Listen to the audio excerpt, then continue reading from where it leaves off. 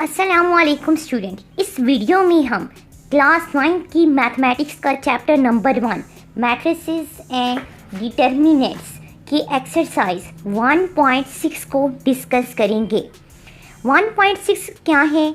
Uses 1.6 का जो first question है student, use matrices if possible to solve the following systems of linear equations by the matrix inversion method and the Cramer rule. तो ये क्या कहती है? इसका एक्सरसाइज 1.6 का जो फर्स्ट क्वेश्चन है वो कहता है कि आपको लीनियर इक्वेशंस गिवन है। लीनियर इक्वेशंस क्या?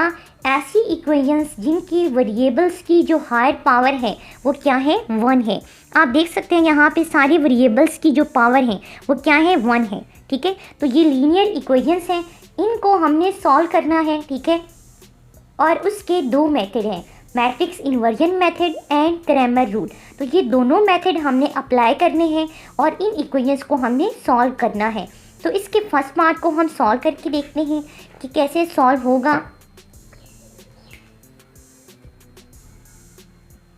एक्सरसाइज क्या है? 1.6। ठीक है, तो इसका जो फर्स्ट पार्ट है वो है 2x minus 2y is equal to 4, 3x plus 2y is equal to 6। तो इसको अब हम सबसे पहले मैट्रिक्स इन्वर्जन मेथड से सॉल्व करते हैं। तो कौन सा हम इस पे मेथड अप्लाई करते हैं स्टूडेंट? सबसे पहले मैट्रिक्स इन्वर्जन मेथड। ठीक है, मैट्रिक्स इन्वर्जन मेथड। तो सबसे पहले हम मैट्रिक्स इन्वर्जन मेथड अप्लाई करते हैं और इसको सॉल्व करते हैं। तो इसका मतलब क्या है मैट्रिक्स इन्वर्जन मेथड का? कि सबसे पहले आप इनको मैट्रिसेस में लिखें। तो कैसे मैट्रिसेस में स्टूडेंट लिखते हैं? हमारे पास ये जो x वेरिएबल्स के साथ सारी वैल्यूज़ हैं, ठीक है, इनको हम एक मैट्रिक्स में लिख लेते हैं। तो ये आ गई 3, 2, -2, 3 एंड 2। ठीक है, और साथ में जो वेरिएबल्स हैं वो आ जाएंगे, वो क्या है? x एंड y हैं। इक्वल टू भी हम एक इसको मैट्रिक्स बना लेंगे, 4 एंड 6। ठीक है, अब यहाँ पे क्या है? यहाँ पे जो a है, ठीक है, वो इक्वल है 2, -2, 3 एंड 2 के। ठीक है, इसी तरह जो x मैट्रिक्स है वो हमने क्या लेट कर लिया है? x एंड y के। ठीक है, एंड b। ठीक है, जो b मैट्रिक्स हमने यहाँ पे ले लिया है वो क्या है? 4 एंड 6 है। ठीक है, तो अब हम इसको कैसे लिखेंगे? हम इसको लिखेंगे ax is equal to b। ठीक है, तो हमने x फाइंड करना है, हम दोनों साइड पे, ठीक है, a इन्वर्स से मल्टीप्लाई कर देंगे। तो a इन्वर्स से जब मल्टीप्लाई करेंगे स्टूडेंट ये एक दूसरे से कैंसिल हो जाएंगे। x क्या आ जाएगा? x is equal to a inverse of b आ गया है।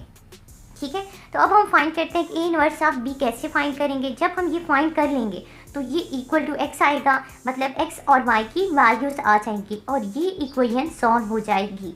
किसी भी लीनियर इक्वेशन का सॉल्यूशन का मतलब ये है कि आप उसकी वेरिएबल्स की वैल्यूज़ को फाइंड आउट करके दें।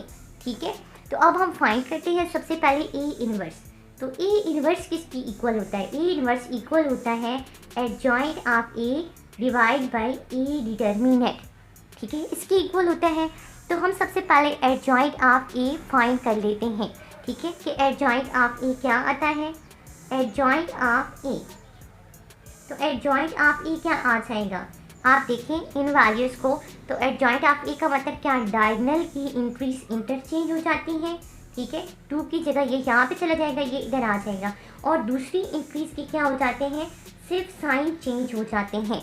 ठीक है, ये अब हमारे पास एडजॉइंट ऑफ a आ चुका है। ठीक है, अब हम क्या फाइंड करेंगे? हम फाइंड करेंगे a डिटर्मिनेंट।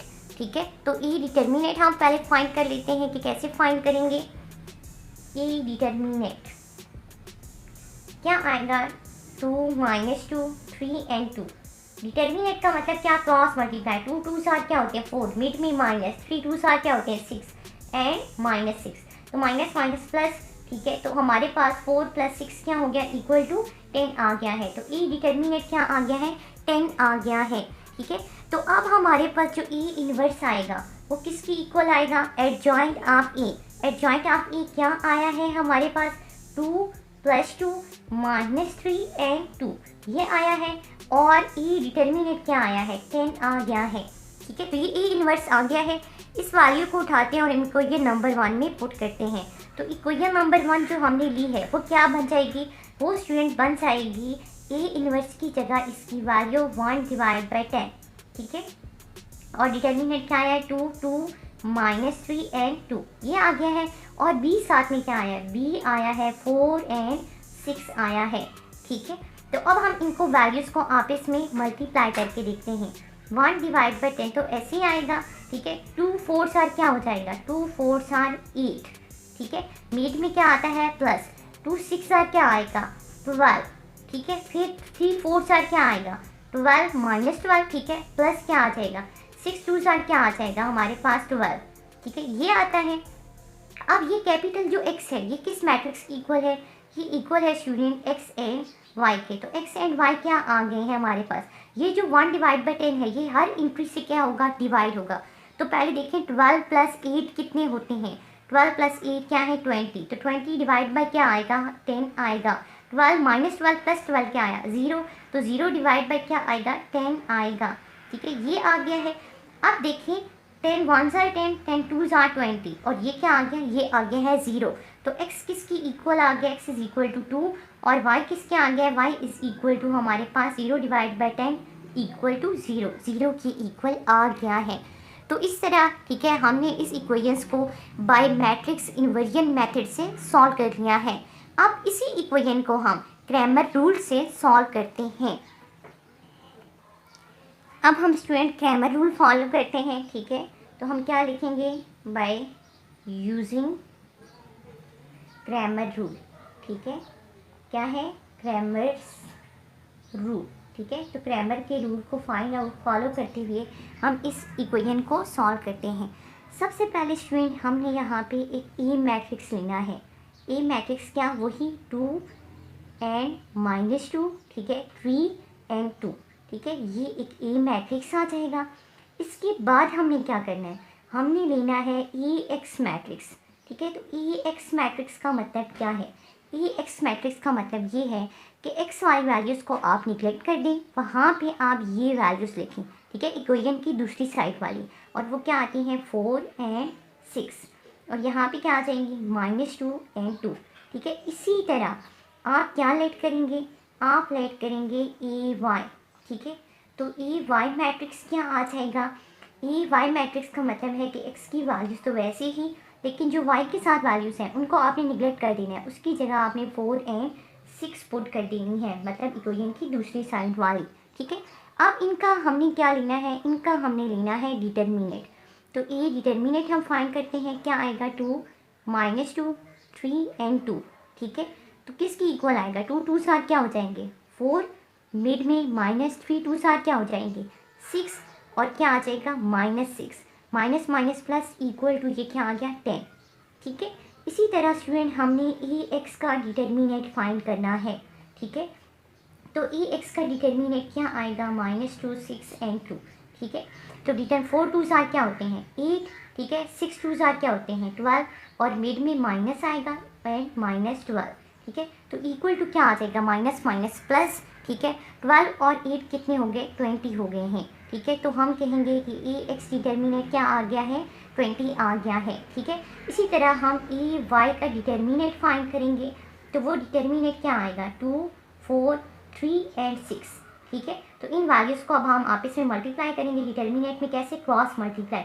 2 6 क्या आता है 12 -3 4 12 इक्वल टू क्या आ गया 0 आ गया है। ठीक है, तो x किसके इक्वल होता है, x इक्वल होता है student E x determinant divide by E determinant. ठीक है, तो ई एक्स डिटर्मिनेंट क्या आया है हमारे पास 20 divide by E determinant equal to 10। तो क्या आंसर आता है 0 0 से कैंसिल इक्वल टू 2। ठीक है, इसी तरह हम y की वैल्यू फाइंड करते हैं, y किसकी इक्वल आएगा E Y determinant divide by E determinant. E Y determinant क्या आया है 0 डिवाइड बाई ई डिटर्मिनेंट 10। तो 0 divide by anything is equal to 0।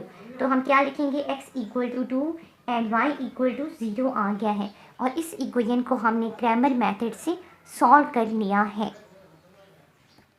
इसी तरह स्टूडेंट आपने एक्सरसाइज 1.6 के ये जो 8 पार्ट्स हैं इस क्वेश्चंस के हैं, आपने इसी तरह सॉल्व करने हैं।